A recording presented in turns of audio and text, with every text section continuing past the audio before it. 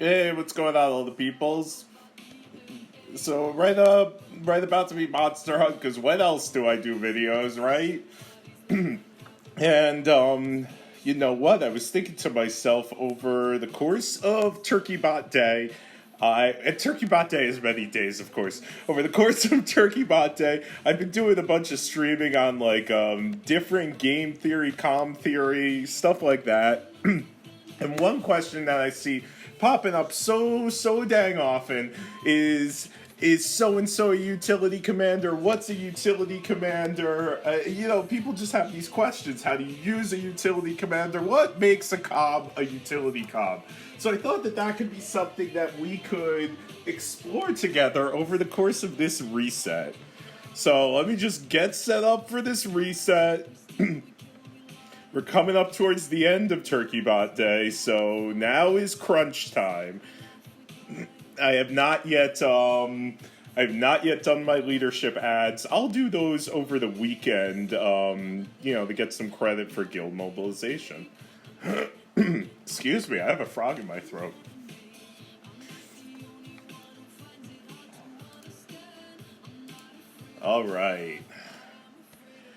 All right, so we got 2 minutes to go. Let me check my cobs. They're all here. They all have gear on them. Great. Awesome. Fabulous. Yup. 14 emails for some reason. Whoa! That's also not it. There we go. Let's close this. You don't need that. That's not important to you folks. Let's get rid of all this. Let's get rid of all of this. Come on. Boom. Okay, there we go. Awesome. This guy sent it out to stuff right before the reset? Oh, he's farming. He's gotta be. Yeah, he is. Yeah, he is. 214 enriched. Pumpkin party. Yup, it is about to be pumpkin party. Oh, no.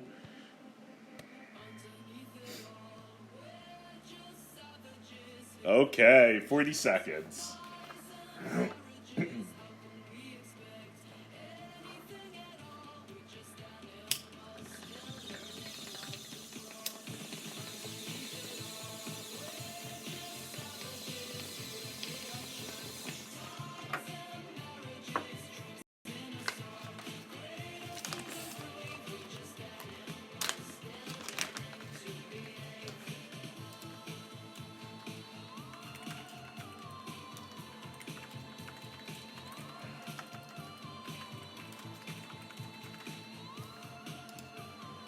Here we go. Lamb.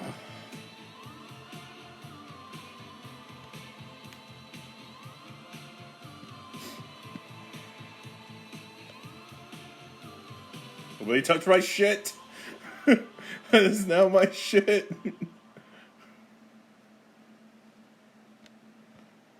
Oh. Oh, 6. Well, it's close to me. I'll take it.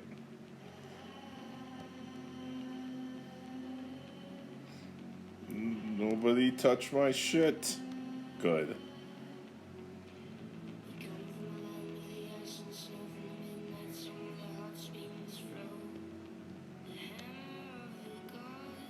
Alright. Let's get these guys going here. Get these guys going.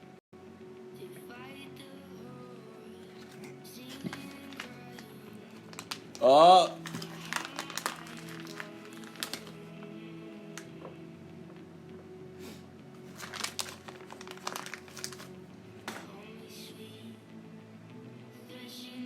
think they spawn in gradually. That's what it seems like to me. Okay. So now we got some rhythm going. Let's talk about what is utility cob. And I mean, I guess by extension to that, what is a non-utility comm? If a comm isn't a utility comm, then what kind of commander are they? And I see that there is a lot of confusion out there. So in general, and this is something that I did plan to touch on in my University of War series, which is going to be starting up again. Really, so we talked about how to gear out commanders, and part and parcel with that is the first thing you have to kind of figure out is what is the story that they're trying to tell. That's the way that I put it, or what do their skills want to do, basically.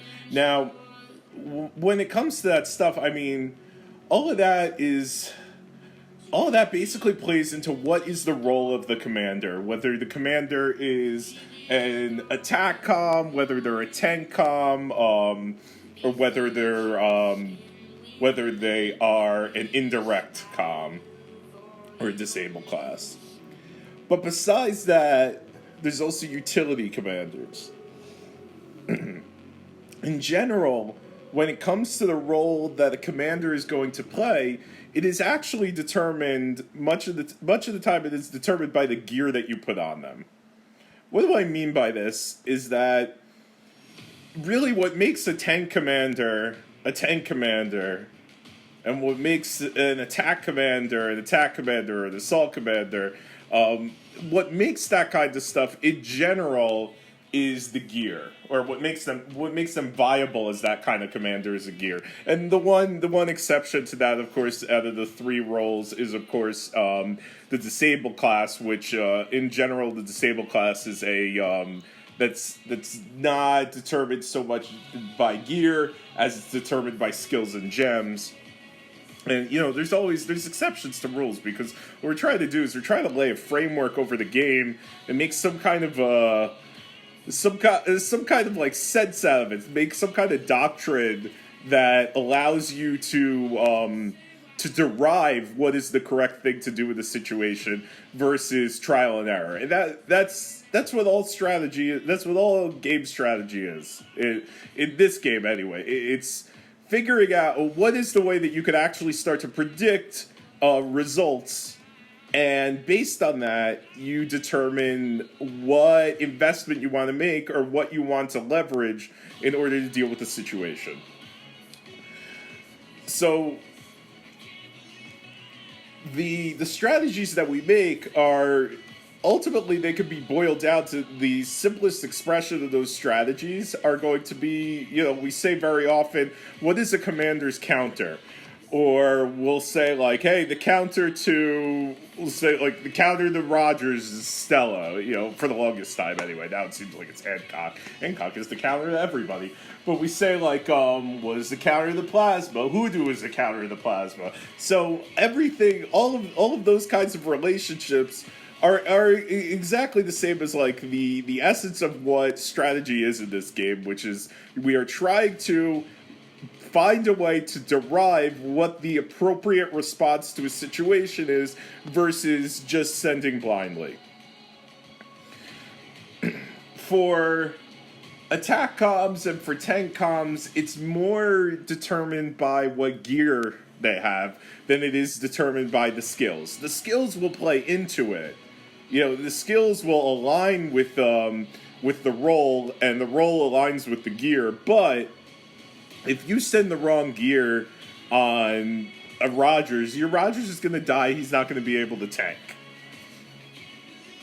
And, the same is true, take Golem, the hardest hitting commander in the game, raw damage stats. If you don't send the proper gear on him, he just won't do damage. And it doesn't matter if you're deploying him like an attack commander. It doesn't matter if you have the skills to leverage as an attack commander. If you use the wrong gear, the gear determines the role, really, or it determines how aligned with that role that you are playing.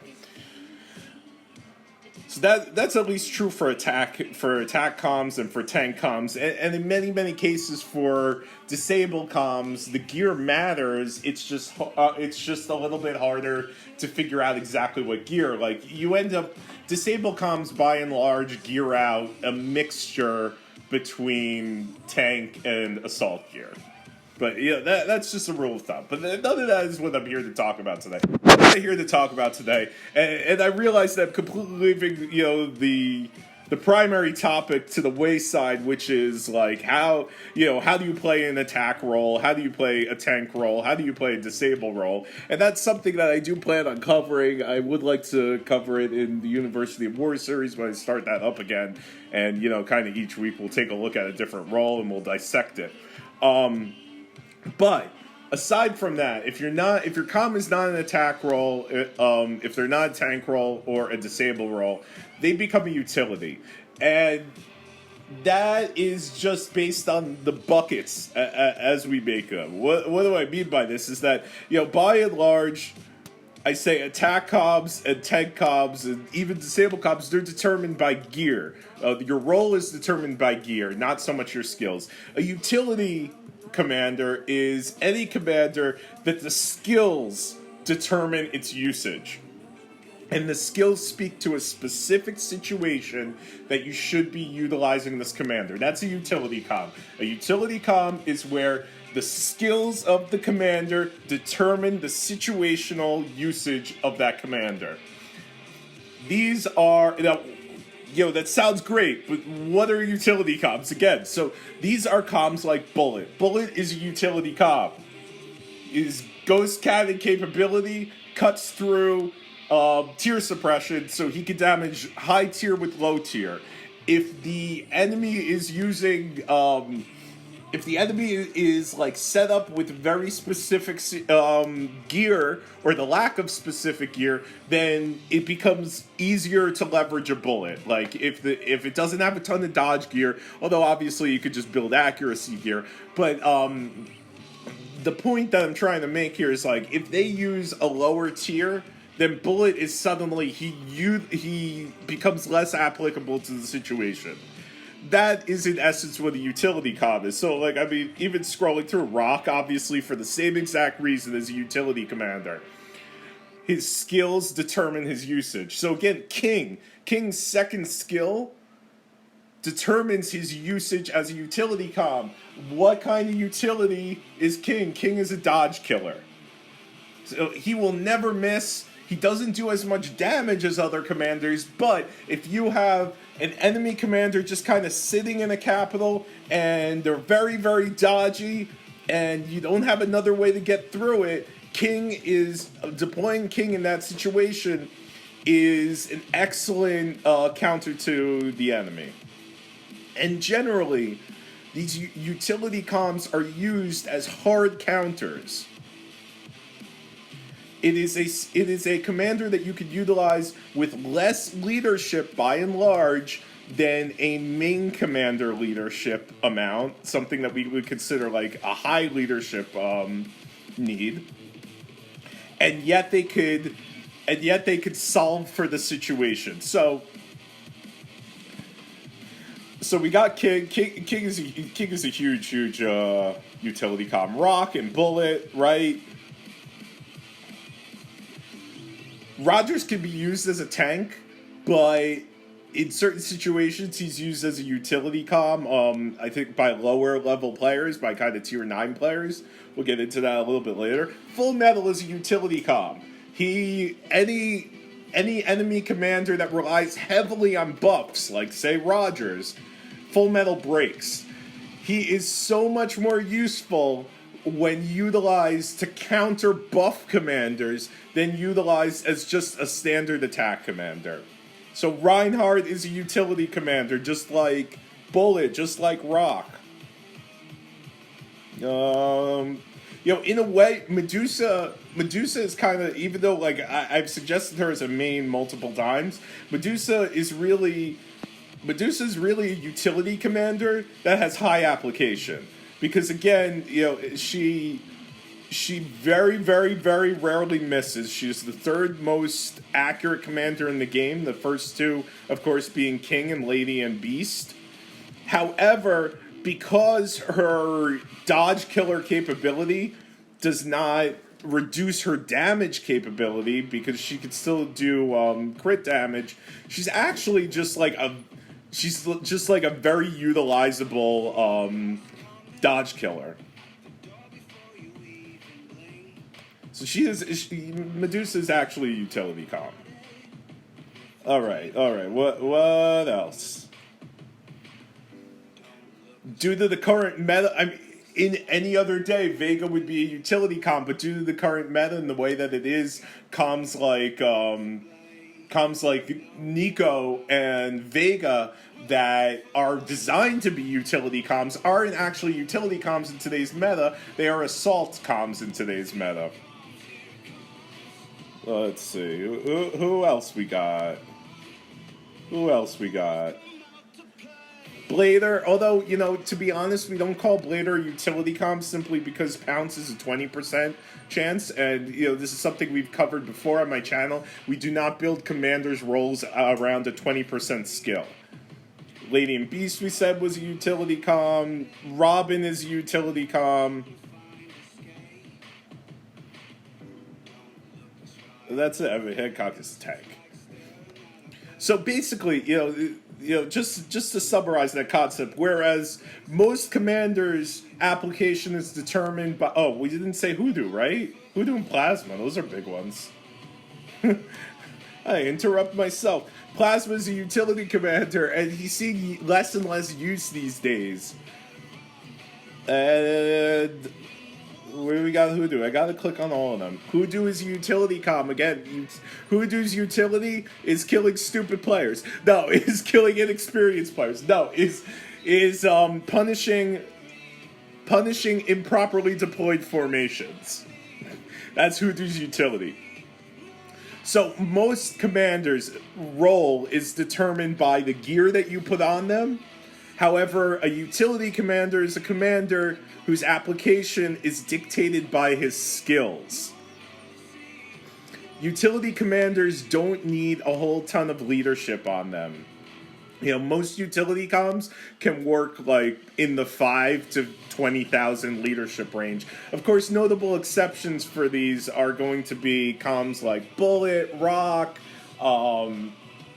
Reinhardt. Ignore tier suppression commanders famously need a gigantic pile of leadership.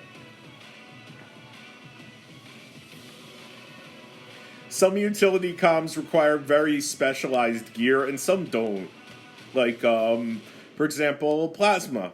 Plasma basically requires gearing out to every specific encounter. It's, it depends on your research, it depends on the enemy's research, a whole bunch of stuff that make Plasma actually not so easy to build a set for. And really, you just kind of, when you need him, you just kind of have to throw the gear on him that you need him to have. But whereas, like, Hoodoo, for example, Hoodoo basically just needs a whole ton of attack gear on him. Or, Bullet needs all accuracy and resistance weakened effect gear on him. So, I mean, different utility comms are different.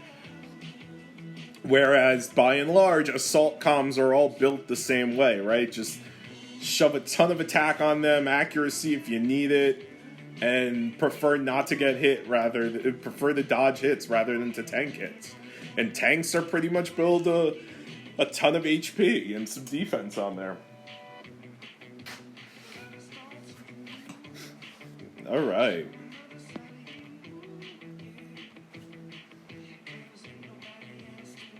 How am I doing over here? What am I doing? All right. So, I mean, a good follow-up question to this kind of rant is, do I need all utility comms? And the answer, of course, is no. Like, you don't need a Bullet and a Rock, and you don't. And by and large, you don't need a Plasma. And you don't, a Hoodoo is nice to have, but you could have a Hoodoo at 5,000 leadership. I mean, to be quite honest with you, I had an encounter with someone on my server, with my Hoodoo. So I basically, when I go to hunt, if I think someone's gonna hit me, and I think that they're not gonna deploy smartly, then I will, I'll garrison myself with a Hoodoo. And my Hoodoo is like 18 18,000, 20,000, something like that. 23,000, way too much leadership. This was much earlier in the game. I put 23,000. It would not be worth it for me to use a smart transfer chip to get that back, basically. So I have a 23,000 Hoodoo. By and large, I only ever use up to 5,000. Maybe sometimes I'll use 10,000 worth. But very, very rarely do I use more. I usually throw like 20 T11 infantry in a single slot. And anyway, I garrison my arc, and with like a total of 45 T11 infantry spread between like 4 slots. And, I'll throw like a ranger in other slots, etc. And somebody with T12 air just kind of bumped himself into me. I mean, this was some weeks ago. It was when, I had just recently moved to this planet. And I killed 140 of his origin, and I took 0 T11 losses. I just lost a couple of, rangers that I had in random slots. So, Hoodoo is great, and you don't need... I see people going like, I want a pocket Hoodoo, I'm going to put 40,000 leadership on him, and that's not something that you need at all. Really, like, I only use 5,000 leadership worth on the, most of the time you don't need a lot. Because the thing with Hoodoo is you're not trying to hit their heavy stacks, you are trying to hit their dumbly laid out stacks. Like, if they have a stack that's like, one of their slots is just 140,000 rangers. That's what you're trying to hit. And honestly, if your gear is good, you don't need a lot of high tier to kill that in a single hit.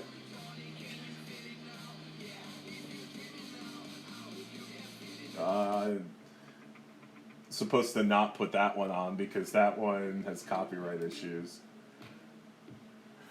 Whatever. So, I mean, by and large, these commanders, they don't need a lot of leadership. You don't have to put a lot of leadership on these things. Hello, this guy. This guy is 0. I mean, another thing that I see is, look, there's... A utility commander is a commander whose application is dictated by his skills.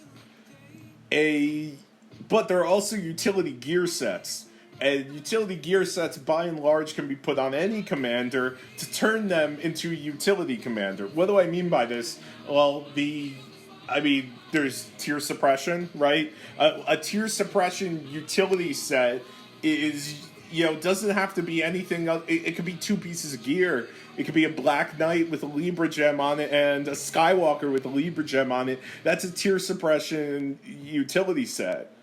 And what it does is, if you put that on anybody, especially if you use it with the right hull, with Diablo hull, you turn any commander, with 6 high tier units, it's just like a monster killing tiles left and right. There's, by and large, that has nothing to do with the commander you use. And you can even use utility comms outside of their normal application with the utility equipment set, and they no longer have the utility that they normally have as a utility comm. Like, if you throw a tier suppression set on Bullet, you're no longer using him for his ignore tier suppression utility. You're now using him as a tier suppression commander.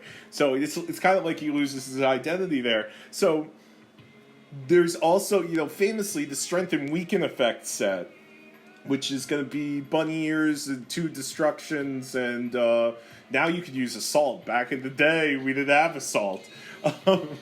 But if you put that on any commander, they become a strength and weaken effect commander. I see a lot of people in a lot of chat rooms say things like, I have this commander, they're good for strength and weaken effect gear. I'm going to put strength and weaken effect gear on them and use them as my strength and weaken effect commander. And that's what they're good at. Every single commander is amazing at being a strength and weaken effect commander. saying that a commander is a good sweet com, to me it's the same thing as saying a commander is a good farming com. Every single commander could farm on tiles. There's no gradations in skills like, oh, Plasma's better at farming on tiles than Hoodoo is. No, they both do it 100% the same. You put units on the tiles, they farm the tiles. It's the same thing with strength and weaken effect gear. If you put strength and weaken effect gear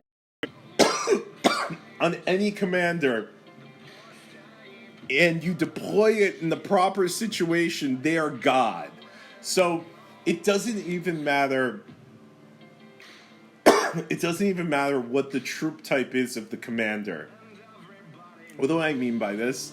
You can put strength and weaken effect gear on Plasma, throw him out there with hummingbirds, full slots of hummingbirds, add an enemy walker comm, he will wreck the shit out of them if they don't have resistance weaken effect. It's the commander that you use with strength and weaken effect is usually completely incidental. The biggest the most usual suspect I see is people say Medusa is a great strength and weaken effect commander. And yeah, but no better than Bullet or Ichiro, or Kakarot. They're all exactly the same at being a strength and weaken effect commander. For those situations, it's completely about the gear that you're using. It has nothing to do with the commander. So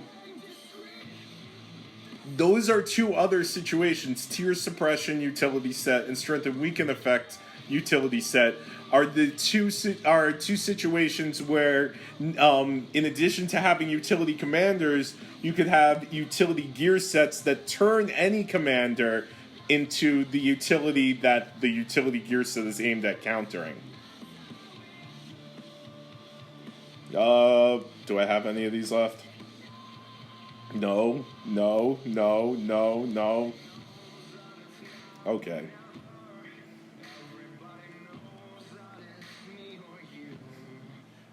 Okay. Did I take this one? Yeah, I think I took that one a while ago. It's going to be time for me to move to a new place pretty soon.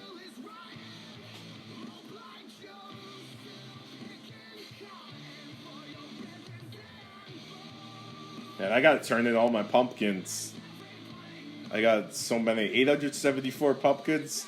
Got 84 jack-o'-lanterns. I turned in 600 pumpkin pies. So 857. I'm getting there. I really like to make a big push in these last few days.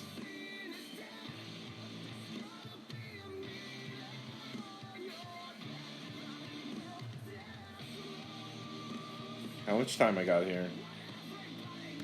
Okay.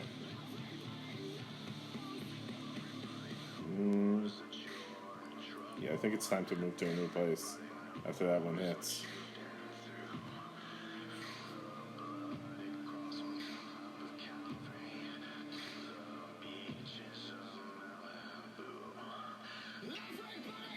Hello.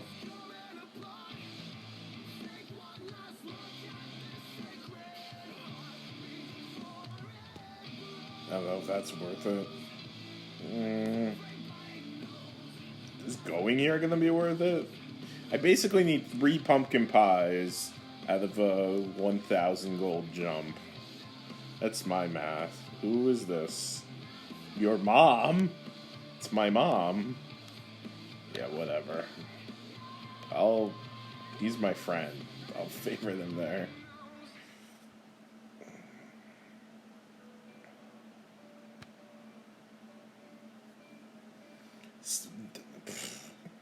Whatever.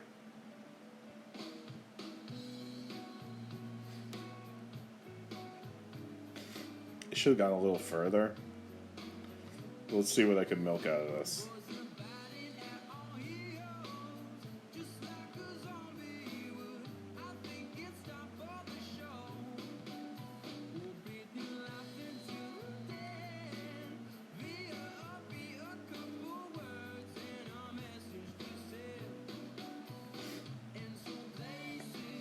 Otherwise, I could always use some rando jumps.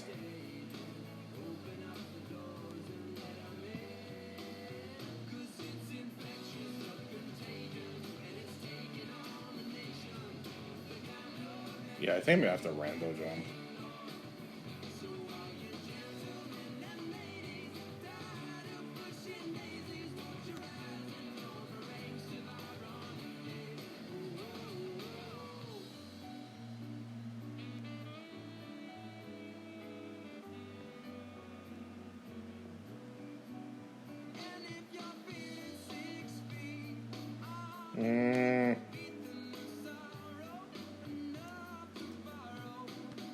Yes.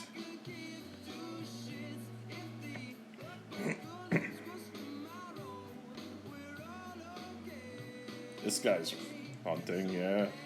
Bohica.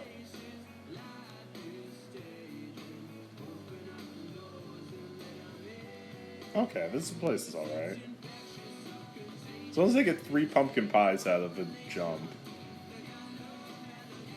Which I definitely will out of this. And whatever. That alt.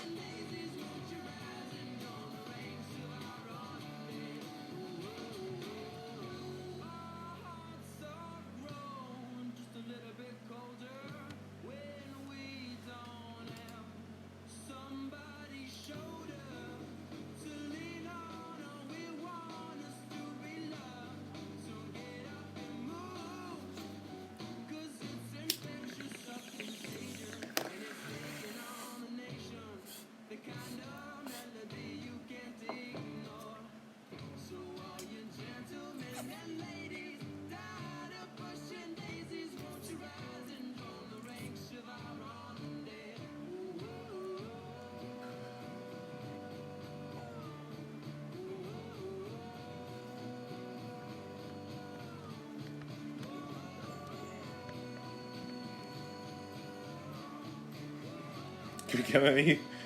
Can we engage anybody on this planet? I don't know. Normally, world chat is just desolate. And I don't mean desolate. We have a player. His name is. Where is he? His name is Desolate. I don't mean it's just him. I mean that normally nobody talks on World Chat. Oh, this planet is better than my last one. Whoa! That was a close one. This planet is better than my last one. There was a lot of hate. A lot of hate on my last planet.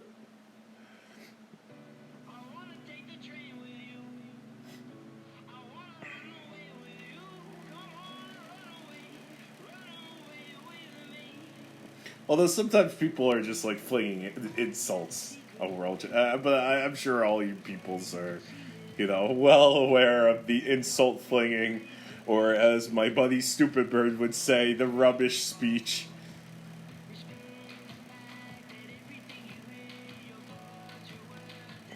In some places, the rubbish speech is strong.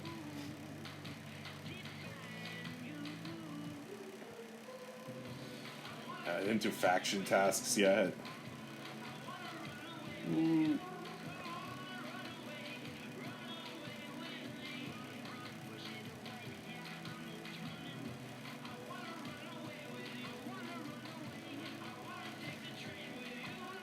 All right. Whoa.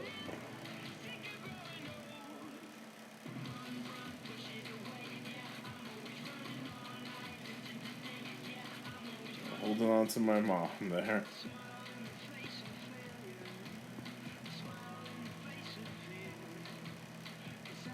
It's gonna be time to rando port. Oh, blam. Good for you, guy. Good for you, guy. Oh, my goodness.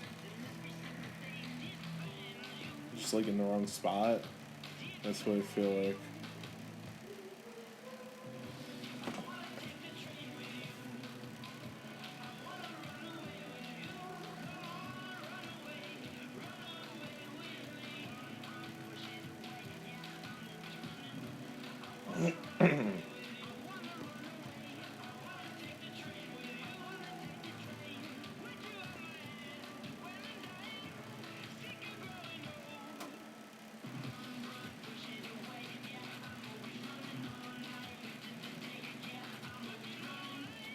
let's see. I've got while we're doing this, I've got a channel on. Oh man, come on, you're killing me over there, guy.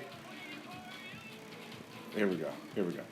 So I've got a channel on Diplomacy of War, which is people put in for video requests, and I looked at that a few days ago. Let's see if there's, and that's actually where it got. Oh yeah, I should do talk utility comms. So let's see what else we got in there. What else can we cover?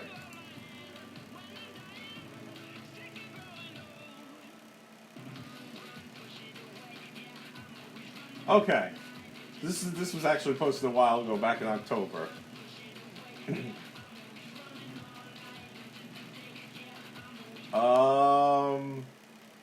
How about a quick vid for new people? This is by Cambi, Cambi. Okay, whatever. I'm sorry, dude, I butchered your name like 17 times in a row too. How about a quick vid for new people that goes over commanders that don't have a breakdown vid? Why they are/aren't good? Should they just be used to raise leadership up and then feed your main?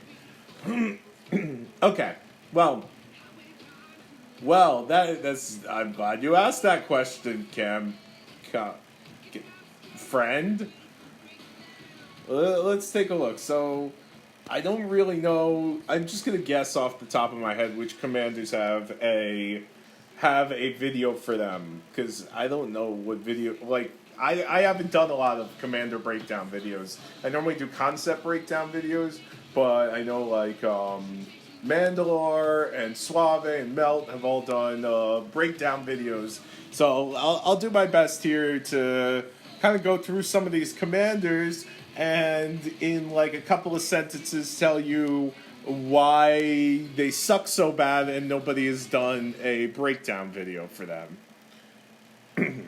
Okay, let's check my marches.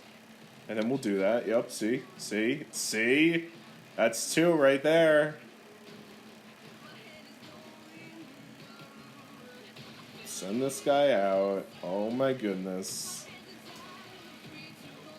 Why can't you just make videos and edit them, Badger?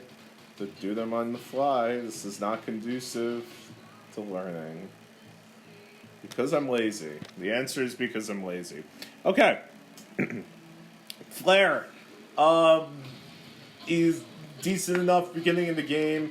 People don't know. I don't think anyone's done a breakdown video for, or I should say, we don't typically call him a good commander past the very, very early game, and we say don't even put a ton of leadership in him, because it's not until later in the game that you start getting the multiple release tokens that you need and the BCOM tokens in order to get him up to S-class easily enough. So you don't want to like lose leadership on him for a long time. He's decent enough in the beginning of the game because he does have a sure hit skill, and in the beginning of the game, the meta is dodge meta. You know, everybody starts building on Gales, and they put on dodge gems and Thalamus boosters that have dodge. So anything that counters dodge is going to be great. And of course, because you're going to be using him with soul eaters in the beginning of the game, he'll have some accuracy. So I'll actually do pretty decent. And he does ignore an HP buff. However, in the early game, people aren't really racking up the buffs that much, especially not HP. However, and refraction armor, however, is why he's not decent, you know, further on in the game. The fact that this doesn't really bring anything to the party. It reduces the enemy's accuracy, but honestly, the beginning of the game is a dodge meta, so you probably have a bunch of dodge on you, and this is too much of like a full slot mentality. Infantry generally doesn't deploy a lot of troops. They're not expecting to go multiple turns. They're not trying to bank up successive debuff stacks on the enemy, generally. So, because of that, because we don't build a main commander around the 20% skill, and because it's going to take you a while to get your initial leadership back based on the point in the game that you're in, for that reason we say don't invest a lot into Flare. The reason that we say don't invest a lot into Luda is, I mean, look, she's got this thing like Maruko, where she could kill actual She could kill actual enemies, with units. She kills units like Maruko. Like the way that Bullet does. It's just based on something different. And of course, the limit of this is based on her. It's based on her normal attack damage, and for that reason, this isn't a great skill because we've got other commanders in the game that kill units, and they don't have this delimiter on them. So like Bullet, Bullet is basically anything under B or lower, almost always, or definitely C and D, are considered the same kind of rarity. As far as I think this Bullet D might be a C. I don't friggin' know. He's just as he's just as common as Luna is, basically, and he's got a 40% skill that does the same things that Luna's 20% skill does, except it doesn't have the delimiter based on damage. And then again, for the same reason as Flare, for Flare's refraction armor, the same reason that is just a bad skill for him. It's the same reason bio armor is not a great skill. Again, that's something a tank would do, a commander that expects to stay on the field for a while, and that's not something that we look for in Luna. All right, let's keep this going, and then we'll keep that going. So again, even though Luna, Flare, and all those other comms, like all those other D and C comms, and B comms, even though they're very easy to awaken, if they don't have a decent skill at 40%, we just kind of dismiss them out of hand because there are options that just do the job better. I'm not sure where on the hierarchy Luna would be, I think further down than Flare, but essentially it doesn't matter. Because at this point, they're so far down the list that if they can't qualify for having a 40% hit skill that is decent, then we just dismiss them out of hand. Bullet, I think plenty of videos have been made about Bullet. Grievous. So Grievous is a native A commander, and he can actually activate both of his first two skills on any troop type. Why don't we consider him a good commander? We don't consider him a good commander because the increase on... Okay, so Stimulant increases attack, which normally you say, yeah, increasing attack is great. It only scales at 1% per level, and it's 20% skill. And again, we don't expect the rounds to go very long. So whether you kit this guy out with air and expect to be a little bit tankier, or you kit this guy out with infantry, which is generally what people do. I very rarely see people use walkers on him. But anyway, if you're going to use that kind of stuff, then in general, you're not going to last long enough for enough triggers of stimulant to go off to impact the battle in a big way. The issue with energy absorption, however, is you must hit in order for energy absorption to give you back your HP, in order for you to heal. So while you say, yeah, it's an 80% skill, and that's a huge deal, however, the necessity to also tie that in with either enough accuracy or another sure hit skill, like Gemini or Scorpio, which have low percentages, actually, this serves to obfuscate the actual percentage that you need for energy absorption, because that 80% is simply not enough. So in many, many cases, you're going to need something like a 20% skill and an 80% skill. Or you could stack, let's say you stack 2 gem sets, right? If you stack 2 gem sets, then even like with sure hit skills, still your best case scenario, I feel, is about 25%. It's closer to 30%, but it's not 30% that this actually will hit. So because you need to stack because the 80% skill needs to be stacked with a number of 20% skills, it's actually a deceptive figure, And in fact, his heal skill, I will argue, is not an 80% activation, and it is much closer to 25% activation. And once again, we do not build, and at best case scenario, it's slightly north of 30. But again, we do not build main commanders around we need a 40% proc rate on a skill to build a main commander. So Grievous falls short. Why did it say she was not there?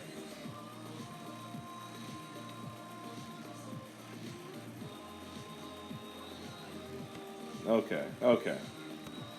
What is it? It says, again, it says 4, but I couldn't send anything. Oh my goodness.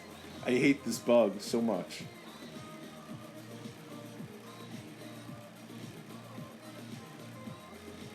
Okay. I think we're probably going to go to a new place after this.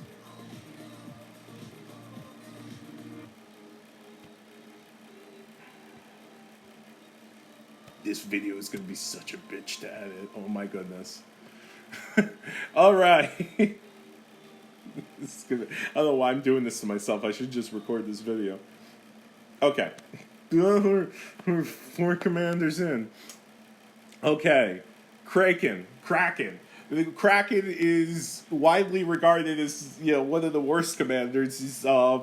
He's also like Grievous in that he's the ACOM, and also like Grievous' first 2 skills will trigger on any troop type. So why don't we say main Kraken? So his first skill is 20%. The reason I have to read the skills is because I don't remember what these fucking commanders do. 20% chance to trigger before action. Soldier's attack increases by 2% until next action. Okay, so this triggers. It's at 1% per level, which is that the same as stimulant? Yeah, it's the same as stimulant, and it does the exact same friggin' thing. It says it triggers before the action. But it lasts until next action, which that's a fancy way of saying it triggers once and it doesn't stack.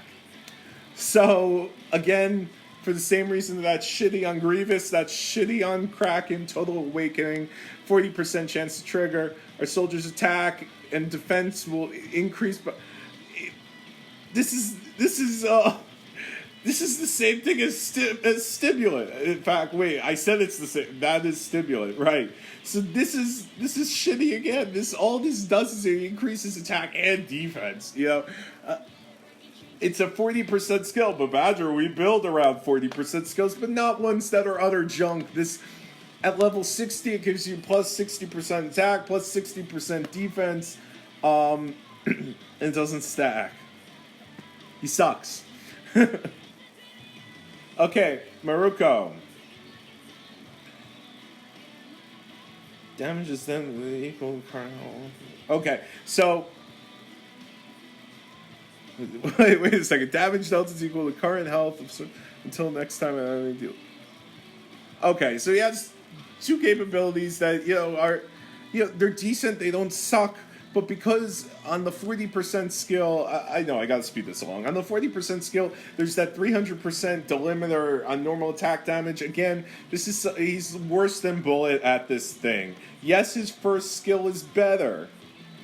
However, his second skill is worse, and the second skill is what we look for generally when we're building a main com, and it means we're not trying to get. I don't know if you guys have noticed, but there are plenty of main comms out there that have just one decent skill and one shitty skill. It's better to have one good skill and one bad skill than it is to have like 2 mediocre skills. We don't want mediocre skills. Mediocre skills do not win battles. Good skills win battles, just like good equipment wins battles. Good gems win battles. Shitty stuff doesn't ever do anything for you. So this is why Bullet is better than Mariko, especially because Mariko is a BCom when he starts out. So he's hard to keep awakened. All right. This is my favorite one. This is Lightning. Oh, wait, I gotta... Hold on. Okay. Accuracy of enemy forces will decrease at 1% per level. That sucks. bio armor is the same thing as this one's bio armor. What's the difference between... Yeah, this is better. Okay. Luna's better than Raiden, but Raiden sucks. Yeah, we don't, Is that the same as... Do these guys just all share shit? Do they all just share shit? Yeah, they do. Oh, I didn't know that. Okay, whatever. This one sucks. Nico, we know Nico. Golem, we know Golem. Lilith. Lilith is a utility commander. If there isn't a breakdown video on her, it's not because she doesn't deserve one. So I'm going to skip her. Ichiro. Thermal armor. This, again, like, infantry you can't tank. So all these tanky infantry capabilities are weird.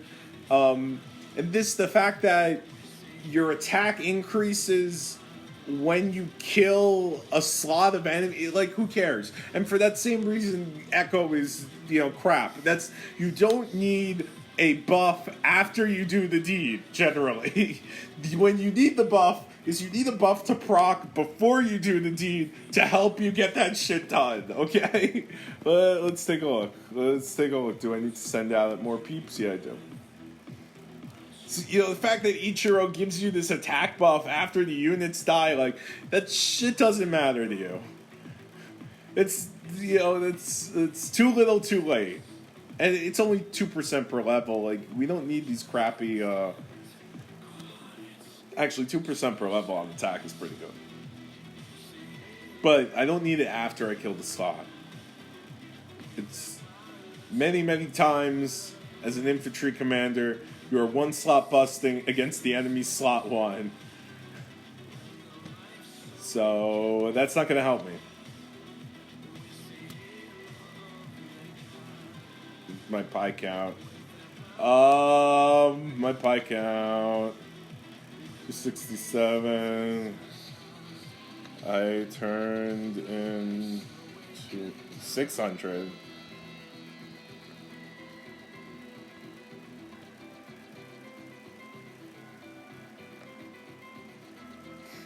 In half, I have, whatever. Or a Snoop. This is 2 million power. Frig, I care.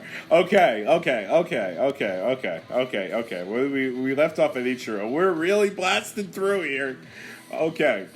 How many times can I say, okay, so the bad. Shrapnel armor. So, native ACOM. Again, shrapnel armor, 20% chance. Increases defense. Okay, whatever. They're dealt damage. We don't really care.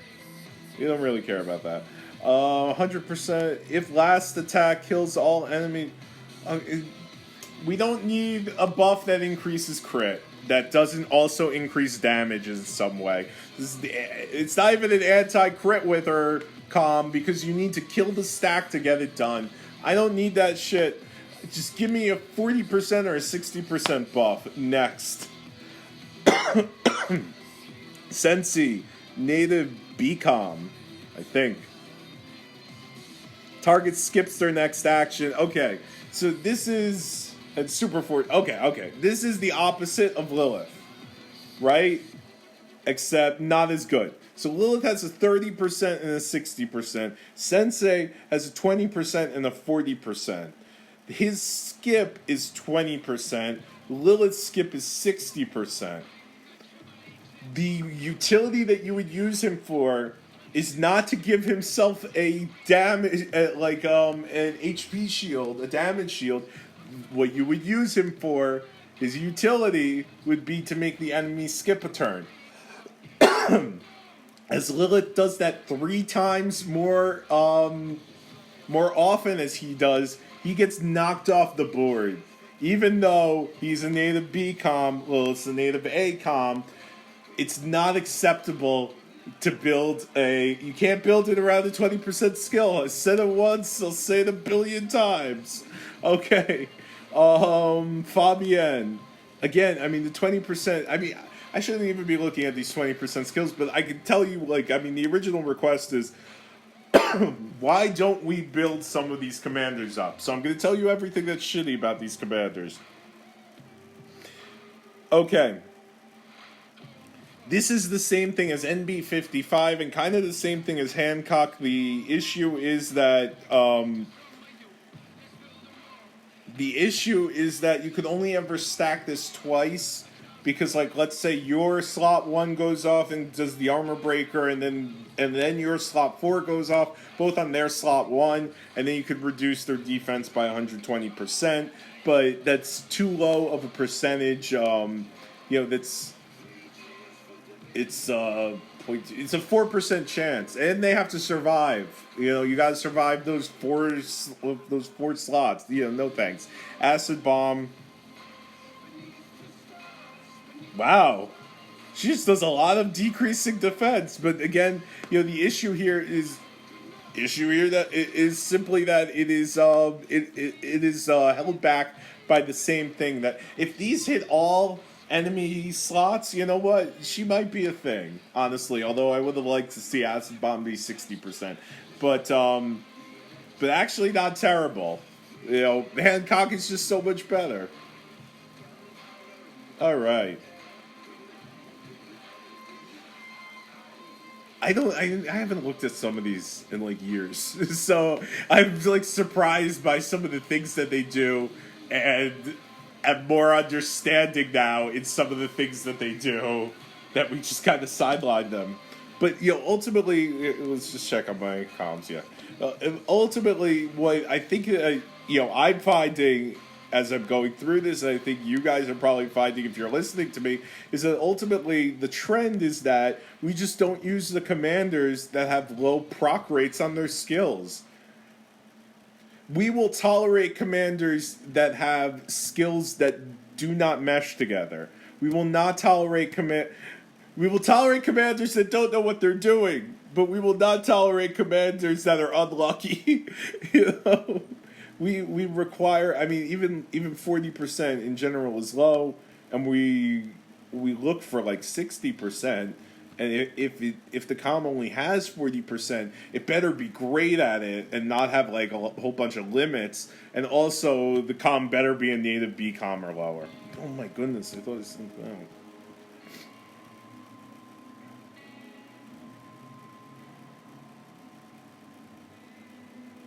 Okay. Okay.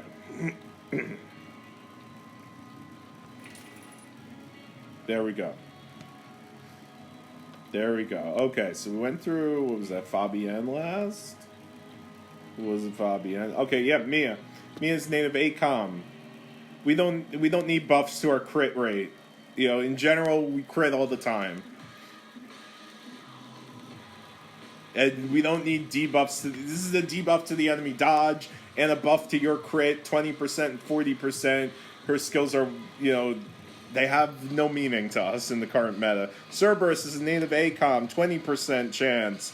Defense of the... okay, so this is a debuff to defense. Again, that's great. However, again, we need to line up 2 of these procs. And we need to align that by 2 slots in a row. We need these kinds of skills to hit all enemies, or to have some kind of other way to stack, or like a higher rate. This 1% per level is not going to cut the mustard with us. And then we've got Hydra-headed attack, 40% chance. Basically, you get 3 attacks, except the second and third attack are 60% of your damage. A lot of people went, if they spent early in the game but didn't know what they were doing, they went for Cerberus, not realizing that they could get Stella pretty quickly. Cerberus is a fake Stella. Do not be seduced by her. By the fact that it's 40% skill to do extra attacks, and that the attacks are not in sure hit skills, and that he is not a native BCOM, and that for his first skill to really work, It needs to hit successively by 2 slots aligned with each other. All of these things, just conspire to make, Cerberus not ever part of the meta. Stella will always beat him out. Whatever. Echo. There's an additional attack. Okay, and damage will be 1%. Okay, so you're going to recover some HP, you're going to do an additional attack, it's 20% skill, we don't care about that. If you kill the enemy's stack, then your attack increases. Covered this before with Ichiro, it's too narrow of a utility, because you don't know, most of the time you do not know the enemy's formation. It's just, and there are other comms that do similar utilities without giving you like a buff. Like Hoodoo has a similar utility, which is that if you kill a stack, he's a stack killer. If you kill a stack, he damages other enemy stacks. So this, if you kill a stack, then you get a buff, which gives you more damage later on. Whatever. Rita, a 20% dodge increase buff. In today's day, even though this is double, so this is going to be 120%. I don't need this bonus to my dodge because I have Awaken. So this is, unfortunately, it's just worthless. Okay, after dodging enemy normal attacks in this state, attackers will be dealt damage. So this is the same thing as like Plasma's skill, is energy transfer skill. So she needs to trigger this, then the enemy needs to attack that slot, then she needs to dodge it. So again, this is something that I would argue, in fact, is not a 60% chance skill. And in fact, despite the fact, number one, you have to make sure your dodge is higher than the enemy's accuracy. Assuming that, then this is not a 60% hit. This is not a 60% proc rate in my book, because it's 60%, and then also you multiply by the chance that the enemy will not get a sure hit skill. And depending on the enemy, this could actually be a very low percentage. It might be an enemy that's very accurate. Against King, she's worthless, this commander. And, the damage will equal the 3%, so it scales at 1.5% per level. You could do 90% of a normal attack. In general, we don't win battles with normal attacks. We win battles with skill procs. So it's just not enough damage.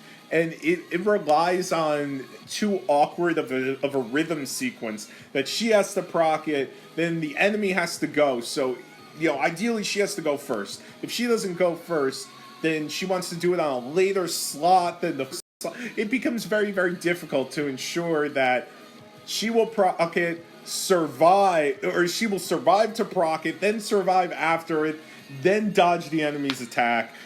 Worthless. Moonshadow is a very accurate commander, which is great. She's got a 20% sure hit skill and a 40% sure hit skill, and they do some interesting things, and I'm not going to go through them. However, the fact of the matter is just that Medusa is better at shit than she is. That's it. I mean, Medusa has a 20% and a 60%, and I think it's that is it her 20% that gives every single, no, her 20% and 40, sorry, it's the same. However, her 40% gives every single one of her stacks a sure hit skill, and they are basically normal attacks, and so she could do her normal crit damage bonus on there. And she's a native B skill, and she's a native B comp. Moonshadow isn't. And she's got all of these limits on her sure hit skills. And I don't like that. So she's not used as a main comp. And again, not coming here to say you guys can't use these commanders as main commanders. What I'm saying is that if you choose to use these commanders as main commanders, know that there are better options for you out there. Those options are probably cheaper or the same cost as well. So, I mean, you should do whatever you want, but there's you could be making better choices basically if you're maining one of these comms. Or you are maining a commander to just too narrow of a skill set, or of an application, I should say. Do I need to move? It's gonna be time soon to move. But we could do with some bigger, we could do with some longer march times. So I could ramble more. This video is gonna be so terribly difficult to edit. I might just have to like do an edited one. That might be easier than this. It's just like go straight through it. Cause I mean, to take all this shit out, this is gonna be insane. Okay. Let's continue on. Let's continue. These are only the comms that I do have. We also have to go through the comms I don't have. Okay. Black, I want to talk about Black. I think that... Yeah, I don't want to talk about Black. Let's talk about Elixir. So, she's got the initial damage... Okay. This basically negates... It's a damage shield. We don't build infantry with damage shields. And we have better options to do multiple attacks on infantry than Twin.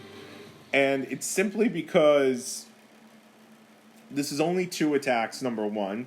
Whereas remember, even Cerberus had 3 attacks. But still has a 60% chance to proc. I mean, she's got a 36% chance that she's going to get 3 attacks. To get 2 attacks, she's got a 60% chance she's going to get 2 attacks.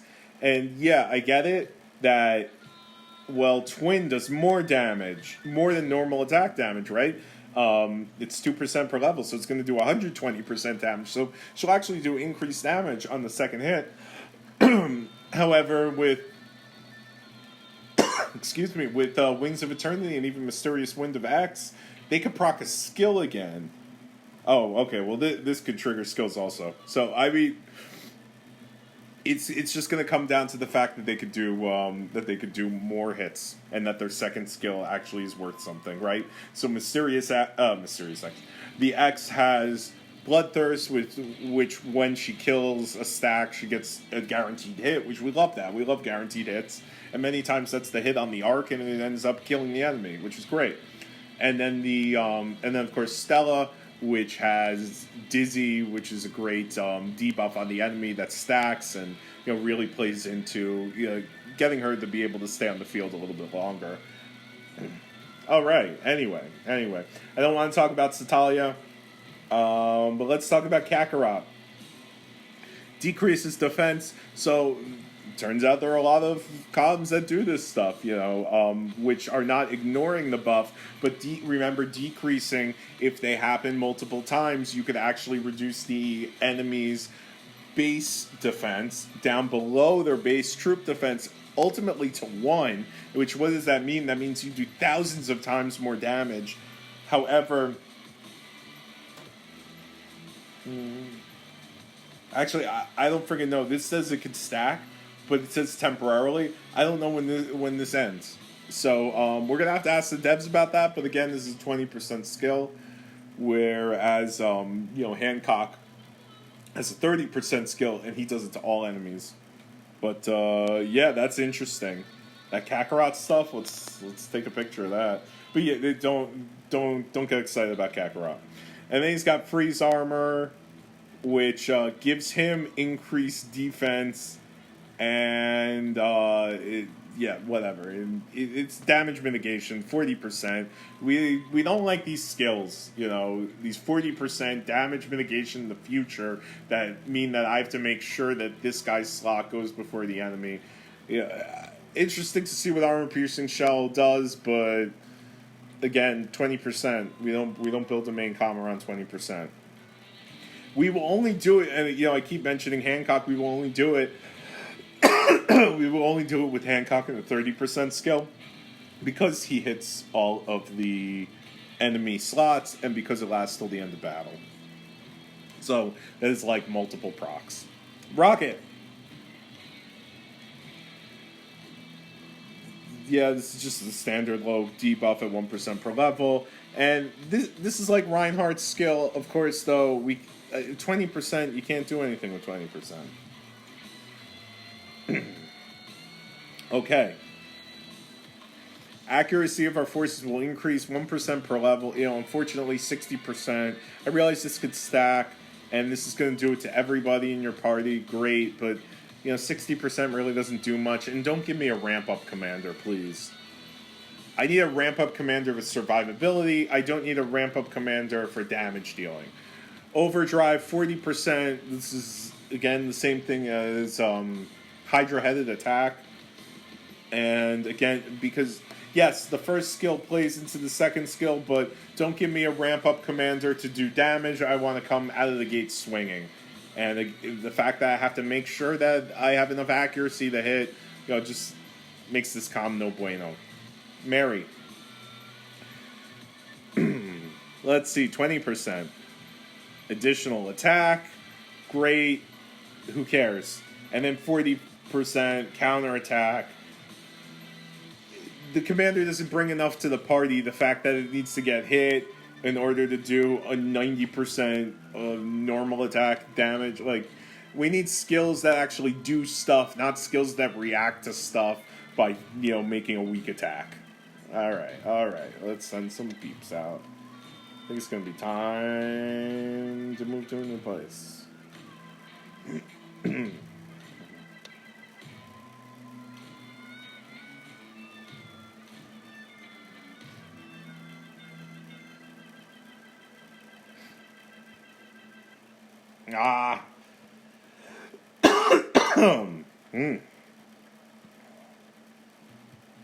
Come on. Nothing? Am I back where I was? Oh my goodness. I'll tell you what. Let's go back here. Let's just go through the comms then. You could go through the comms then. Let's go through the comms then. Okay, so we did Mary. Let's do Megan. Viscous armor. 20% chance to trigger. Gives you some extra defense. 0.5% per level. That sucks. If you kill the stack, your defense increases by 2% per level. No. Right now the meta is anti-defense. I don't like this thing where I have to kill stacks to get buffs. And ultimately, that reduces this capability to 5 times in a battle. And what is that going to give me? So 2% per level. So 120% each time. So it's going to give me a max of 6. Well, actually, that's defense. It's not attack. I don't need this. The more you kill enemy stacks, the less capable the enemy is to kill you anyway. Eastwood. It was calling him Eastman for a while. Because I'm stupid. 20%. All of your troops' defense increases. Meh. Okay, 40%. You're in a natural force state. And you heal. You can't build a commander around a single heal skill. There needs to be something else to the party. Like, for example, when we go to Elf, Elf has a 60% heal skill, which we like, and then she's got a 40% kill units, not deal damage skill, which is great. And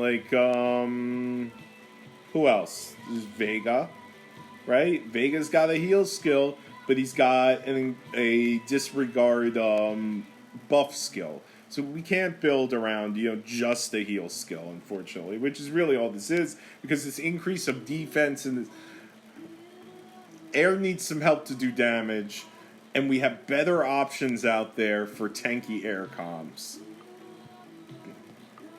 I don't want to talk about Tina. Anyone that I say I don't want to talk about means there is some. I think that there's some kind of room to, if not main the comm, use the comm as a utility comm. Okay. We have better options. Demon Seal works, the same as was Impact. What is it? This one, Sneak Attack. there are a few others that did the same thing. They like kill units, which is great, but again, we have better options there, and chance to trigger after attacks. Troop does not kill.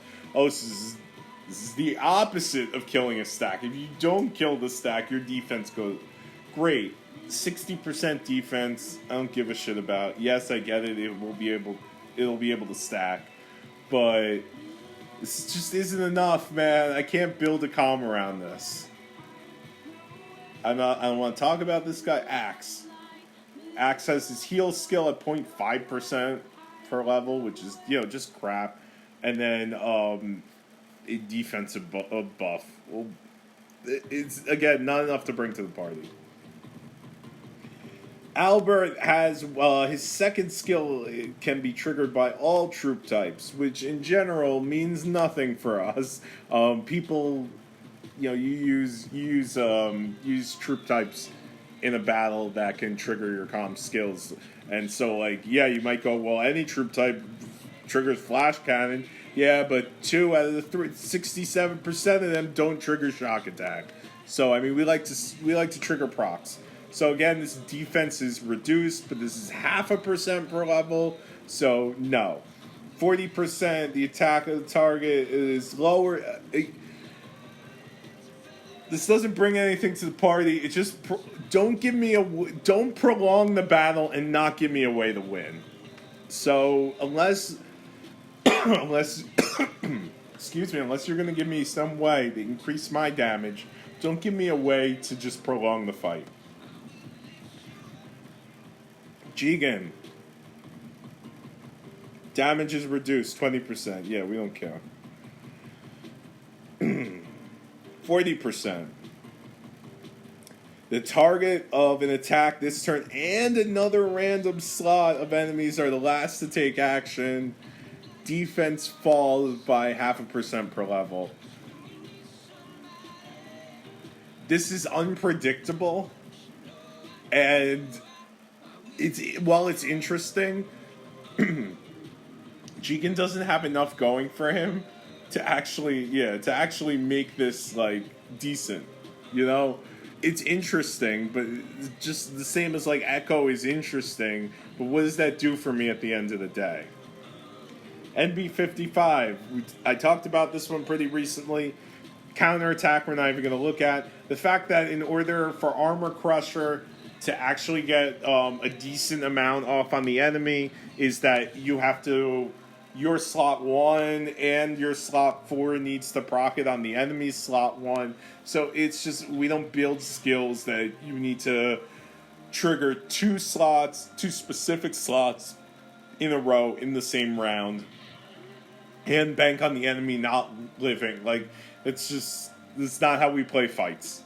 And the fact that he's really only, even remotely useful in Peak and World Event, Ace of whatever. I'm not going to talk about him. Okay, 2% per level. This is like Vega's Breakdown, except 2% per level. Vega's Breakdown is 2% per level, but it's 20% instead of 40. All your troops' defense and dodge rate increases. If this were flipped around, it might be something, but again, Vega gets the job done twice as often, and he has native BCOM, which means you can keep him awakened. So he gets the job done better and cheaper.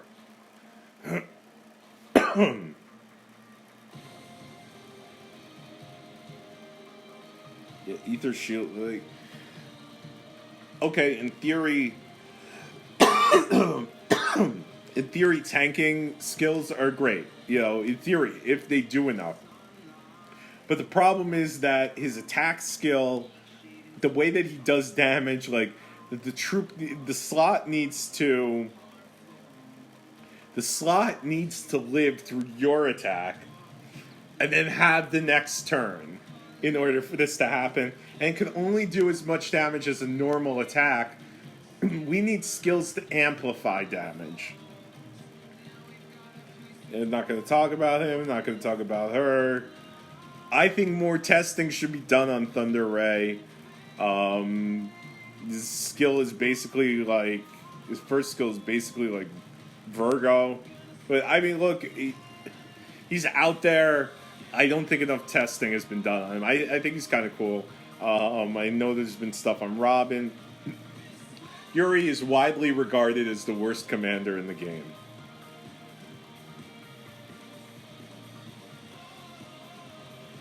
Okay, so